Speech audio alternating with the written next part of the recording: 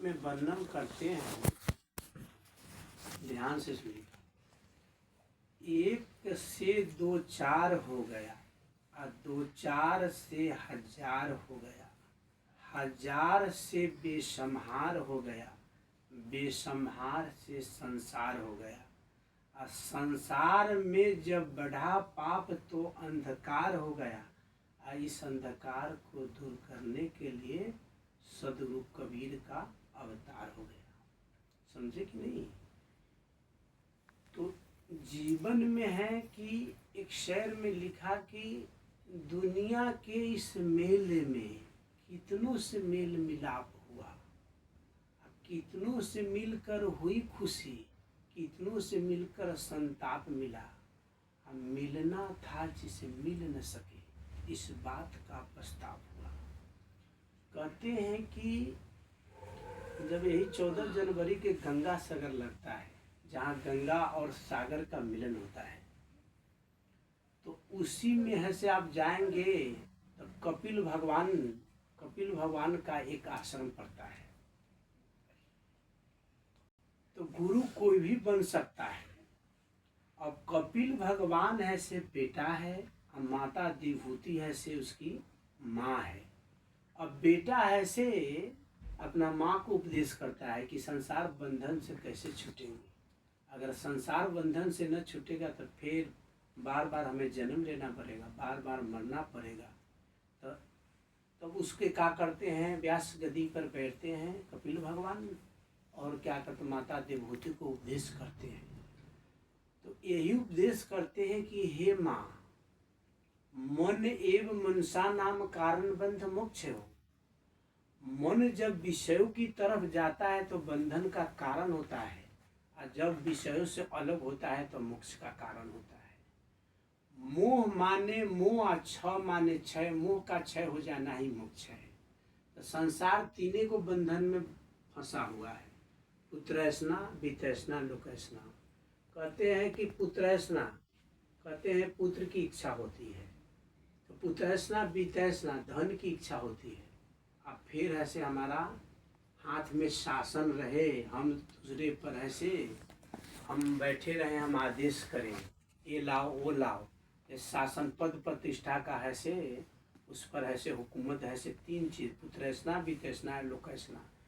तो जीवन में है ये कहा गया है कि हमारा जीवन कैसा है। एक ऐसे लेडीज की नई नई विवाह हुई, वो अपने मैके से नैहर से ससुराल के लिए आई, तो उनके पिताजी ने इतना सामान दे दिया कि चादर दे दिया, जाजिम दे दिया, सोफा सेट दे दिया, दरी दे दिया, गदा दे दिया, रुईभारा दे दिया, इतना सामान दिया कि सब जब लेकर अपने कमरे को सजाने लगी तो कहते करते रात के ऐसे 3 बज गए। कभी वो ऐसे गद्दा को बिछाती है, कभी चादर को बिछाती है, कभी जाजम के बिछाती है, कभी तकिया रखती है, ऐसे करते करते 3 बज गए। उसके बाद में उसके पति आते हैं। पति आते हैं तो अभी बिछावन पूरा नहीं हुआ था। तो पति देव उसको कहते हैं कि ये बताओ, सारी रात बिछावन होगा तो सेज का आनंद कब लिया जाएगा? तो हम सबों का वही बात है, ये कर लेंगे, ये कर लेंगे, ऐसा कर लेंगे। देखिए, ये विकास आकाश का नाम दिएकर हम कुंडली हम निकालते हैं। लगी लगन छूटे नहीं, जीभ चोच जरी जाए, ऐसे तब अंगार है जाही चकोर छपाए। वो चकोर चिड़िया होती है, तो डाली पर बैठती है और चंद्रमा की तरह देखती है। समझी कि नहीं? चकोर चिड़िया होती है, वो डाली पर, आम की डाली पर बैठती है, चंद्रमा की तरह देखती है। तो बैठी है डाली पर, और सोच कहाँ है? चंद्रमा की तरह। एक ऐसे पक्षी गिद्ध होता है, तो गिद्ध आकाश में उड़ता है और देखता कहाँ है, मरा हुआ पशु पर। तो हमारा आकाश विकास नाम रखने से कोई बात नहीं है, वो नाम के अनुसार गुण हो तबे वो नाम सार्थक होता है। नहीं तो जाहि द्वारा मूत है, जो आहि द्वारा पूत है, भजन करे से पूत है, नहीं तो मूत के मूत। इसलिए जीवन में ऐसे आकाश की तरफ सोचे, और विकास करे, और वो धन संपत्ति के बर्बादे करे नाम रख के विकास, उससे कुछ होने वाला नहीं है। इसलिए हमारी सोच, थिंकिंग, अंग्रेजी में कहते हैं थिंकिंग, कारण है कि थिंकिंग ऊंची होनी चाहिए चकोर की तरह, समझे कि नहीं, तो अब जाकर घर ऐसे बन सकता है। इसलिए हम कहना कुछ और चाहे तो पर कहेंगे नहीं, वो विषय भटक जाएगा। हम थोड़ा लौकिकता में समझाना चाहते हैं आपको। इंडिया से नेपाल 80 कोस है, सब जानता है। वैसे एक जगह को नाम लीजिए, वहाँ से इंडिया 80 कोस है। तो एगो जब पैदा लिया तो एक तरफ देखिएगा, उल्लू है से एक ही तरफ दिखती है, जिधर देखिए तो देखते रह जाए। तो जब एक बच्चा पैदा लेता है तो उसका नाम ऐसे क्या करता है, माता पिता उल्लू रख दिया, क्योंकि एक तरफ ही देखता था, या शारीरिक बीमारी चाहे कुछ भी है। तो बालकपन हुआ, युवा हुआ, जब हुआ तो क्या करते हैं कि उसका नाम का ज्ञात होने लगा, ए उल्लुआ इधर आओ, ए उल्लुआ इधर आओ। तो बड़ा बुरा जवान बेटा हो गया तो बुरा लगे, माता पिता नाम बिगाड़ दिया, तो लोग सब लोग ऐसे ही कहने लगे। तो कहा कि अब न रहेंगे इंडिया में और न नाम हमारा कोई जानेगा। तो चला गया काठमांडू। 80 कोस की दूरी थी, जहाँ वो रहता था वहाँ से 80 कोस।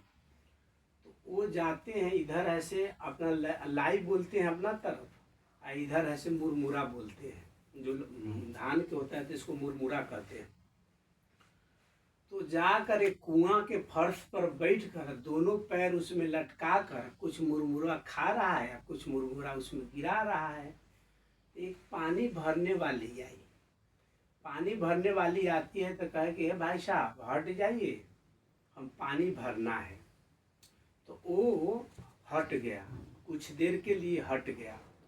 हटने के बाद में वो पानी भरने गए, पानी भर कर चली गई अपने गंतव्य को जहाँ ले जाना था। थोड़ी देर में और बाल्टी लेके दोबारा आती है, तो फिर वो पैर लटका कर और ऐसे मुरमुरा कुछ खा रहा है, कुछ गिरा रहा है कुआं में। तो पानी भरने वाली कह रही है कि ये उल्लू आदमी कहाँ से आ गया है। तो वो ऐसे उसको निवेदन, प्रणाम, नमस्कार करके पूछ रहा है कि हे माँ, ये बताओ मेरा उल्लू नाम कैसे जान गया। 80 कोस छोड़ली पिछला गांव, आ तू कह जाने उल्लुआ ना हो। हमारा घर के दूरी है से जितना तो हम काठमांडू आ गए, तो हमारे घर से काठमांडू 80 कोस पर है। 80 3 16 8 दूना 16, 160 किलोमीटर। 3 किलोमीटर के एक कोस होता है, 2 मील के एक कोस होता है, एक हिसाब किताब है। तो 80 कोस छोड़ली पिछला गांव, तू कह जाने रुआ ना, तू कैसे जान गई कि हमारा नाम उल्लू है। तो कहता है कि बेटे, अरे कूद कुदैया दाहिन बाँव, तब मैं जाना उल्लुआ ना हो। तू यहाँ तो आ गया, जिस चीज को हम मना कर दिए, आदेश कर दिए कि तुम बाहर खाओ, हमें पानी भरना है, और फिर मैं दोबारा आती हूँ पानी लेने, तो फिर वही काम करते थे। इसीलिए अनेक है जीवन में, उदाहरण तो बहुत है। अच्छाई में, बुराई में अच्छाई देखता है, उसको संत संतनी कहते हैं। एक बार गुरु और शिष्य थे, ये कहानी तो ऐसे लंबी चौड़ी है। तो गुरु शिष्य है, तो गंगा किनारे घूम रहे हैं। तो गंगा उस पार हुए, शिष्य भी उस पार हुए, तो वो कुत्ता मरा हुआ था। तो कुत्ता मरा हुआ है तो वो बड़ा बदबू दे रहा था। तो नाक बंद लिए शिष्य नाक बंद लिए, गुरु जी ऐसे ही अपन नाक बंद बिना किए चल रहे हैं। तो कह रहे गुरु जी बड़ा गंदगी है, कुत्ता मरा हुआ है। तो कहते हैं कि तो है से जब उसका मुंह खुला